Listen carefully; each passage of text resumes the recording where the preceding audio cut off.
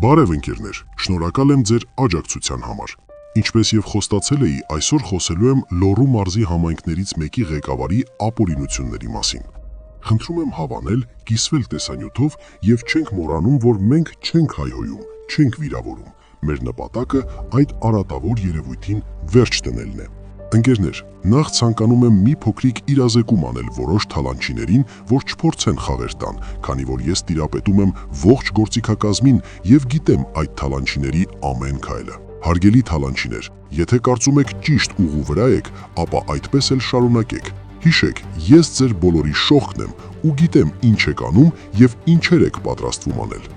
Խորհուրդ եմ տալիս թուլանալ եւ վայելել ձեր ազատության վերջին օրերը։ Հիմա մեր այսօրվա թողարկման մասին։ Վերջերս նկար էի հրապարակել Գյուլագարակ համայնքի ղեկավարի մասին։ Նկարի դիտումները հատել են 110,000-ը, որի արդյունքում բազմաթիվ մեր հայրենակիցներ տեղեկացրել են այդ համայնքում տեղի ունեցող ապօրինությունների մասին։ Պարոն Խաչիկ Վարդանյան, խնդրում եմ բացատրել ձեր համայնքի բնակիչներին այն հանգամանքը, թե ինչու է ձեր համայնքում շինթույլտվությունը վճարովի։ Ով է ձեզ համոզել, որ բացի պետական տուրքերից պետք է ընդհանրապես գումար գանձել քաղաքացիներից։ Հասկանալի է, որ դուք դեռևս նախկինների իշխանության օրոք եք պաշտոնյա դարձել, բայց դա չի նշանակում, որ հիմա ինչ ուզեք կանեք։ Պարոն Վարդանյան, ինչպես է ձեր տեղակալ Ռուսլան Օհանյանը։ Մի հատ իր մասով էլ կբացատրեք, ինչ միջոցներով է նոր մեքենա գնել 4 միլիոն 800 հազար դրամ գումարով։ Կամ ինչպես է ստացվել, որ դուք տարածք եք վարձակալում հենց ձեր տեղակալից։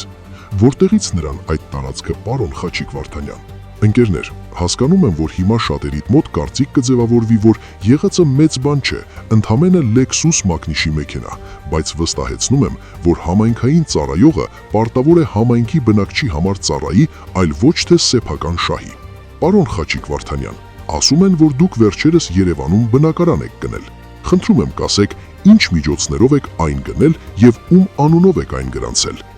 Սիրելի գյուլագարակցիներ, ինչու եք լռում, ումից եք վախենում, վերջ տվեք ձեր մեջի կասկածամտությանը։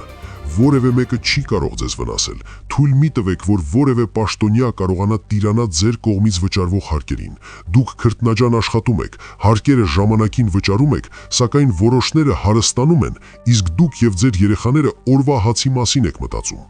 Արդյոք այդպես պետք է լինի, թե վերջի վերջո ցանկանում եք արժանապատիվ կյանքով ապրել։ Խաչիկ Վարդանյան, ձեզ եւս եղբայրաբար հորդորում եմ շատ արագ լուծել ձեր համայնքի բնակիչների խնդիրները։ Թույլ մի տվեք ձեր լիազորությունների չարաշահում։ Ձեր համայնքի գլխավոր ճարտարապետին էլ հորդորեք մարդկանց հետ նորմալ խոսի։ Վստահեցնում եմ, ավելի լուրջ տեղեկատվության եմ տիրապետում, քան այսօր հնչեց։ Եկեք պահենք մարդկային նորմերը եւ չխոսեմ այնպիսի բաներից, որոնք ձեզ համար այդքան էլ լավ հետևանքներ չեն ունենա։ Պարոն համայնքի նախկին հանրապետական ղեկավար, եկեք սա փոքրիկ զգուշացնող տեսանյութ համարենք։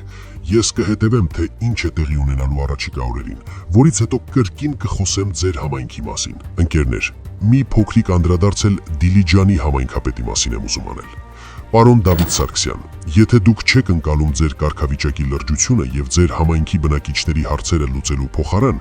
մի փորձեք փնտրել ինձ։ Վստահեցնում եմ, թե դուք, թե ձեր նմանների որոնումները արդյունք չեն տալու։ Հիշիր, Դավիթ Սարգսյան, մինչ դուք կցանկանաք իմանալ իմ ով լինելը, ես ձեր քայլերը վաղուց հաշվարկել էի եւ միշտ սխալվելու եք։ Քեզ եւս 2 օր ժամանակ, պարոն Դավիթ Սարգսյան, որպեսզի հանրությանը բացատրեք, թե ինչպես է ստացվել, որ քաղաքացու 60 քառակուսի մետր հողամասը հայտնվել է ձեր մտերիմի սեփականության մեջ։